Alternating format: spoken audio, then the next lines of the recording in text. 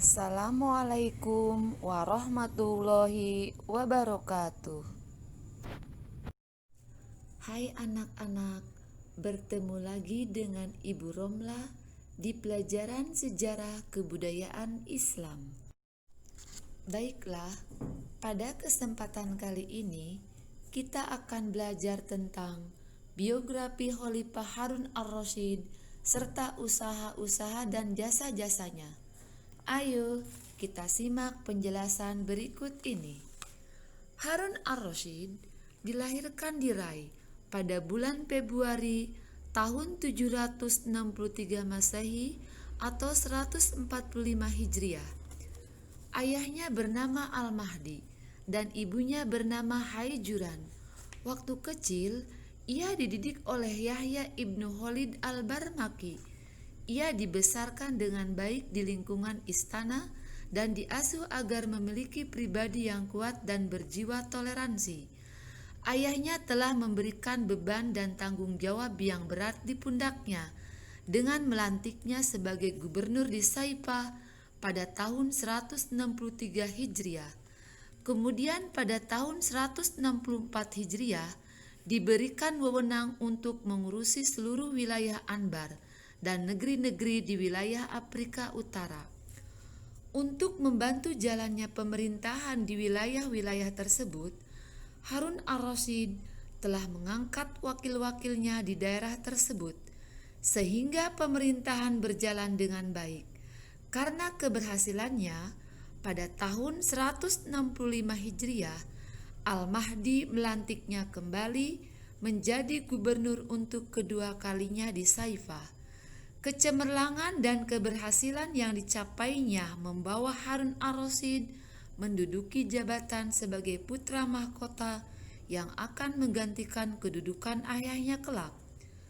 Pribadi dan akhlak Harun ar-Rasyid yang baik dan mulia begitu dihormati dan disegani. Dia adalah seorang khalifah yang suka bercengkrama, alim dan dimuliakan. Selain itu, ia juga terkenal sebagai seorang pemimpin yang pemurah dan suka berderma, suka musik, mencintai ilmu pengetahuan, dekat dengan para ulama dan penyair. Harun ar-Rasyid menjadi khalifah pada bulan September tahun 786 Masehi dalam usia 23 tahun. Ia menggantikan kedudukan saudaranya Musa al-Hadi. Harun ar-Rasyid adalah khalifah kelima dari dinasti Abbasiyah. Ia dikenal sebagai penguasa terbesar di dunia pada waktu itu. Selain itu, Harun ar-Rasyid juga dikenal sebagai penguasa yang taat beragama, saleh dan dermawan. Karenanya, tak jarang ia turun ke jalan-jalan di kota Baghdad pada malam hari untuk mengadakan inspeksi dan melihat kenyataan kehidupan sosial yang sebenarnya.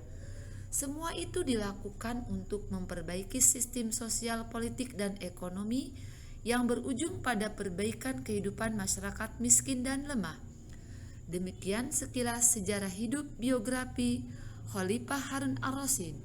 Selama masa pemerintahannya, tahun 170 sampai 193 Hijriah, 786 sampai 809 Masehi, Bani Abbas mengalami masa kejayaan.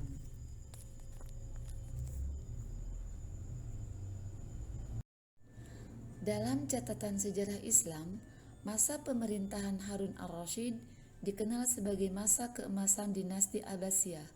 Banyak pembangunan dan kemajuan yang dicapai pemerintahan Abbasiyah, sehingga Baghdad dikenal sebagai mercusuar dan kota impian 1001 malam yang tidak ada bandingannya di dunia saat itu pada abad pertengahan. Harun ar-Rasyid mampu membawa negeri ini ke masa kejayaan, kemakmuran dan kesejahteraan. Di antara usaha Khalifah Harun ar-Rasyid adalah mempertahankan keutuhan wilayah kekuasaan Bani Abbas, pengembangan ilmu pengetahuan, pembangunan gedung dan fasilitas sosial.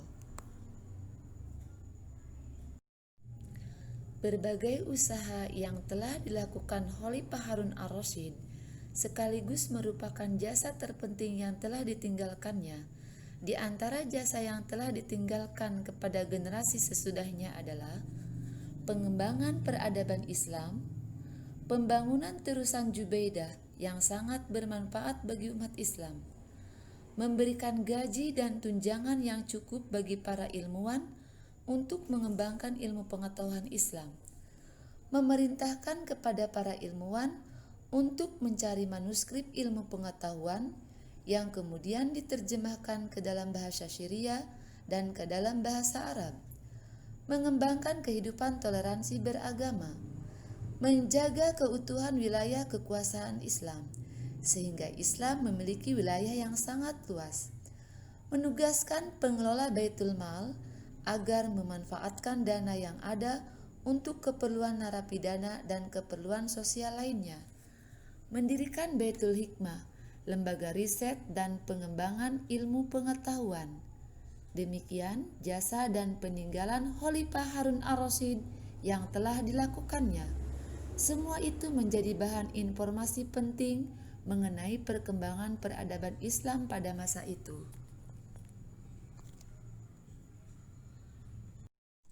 Demikianlah pembelajaran kali ini. Semoga bermanfaat. Assalamualaikum warahmatullahi wabarakatuh.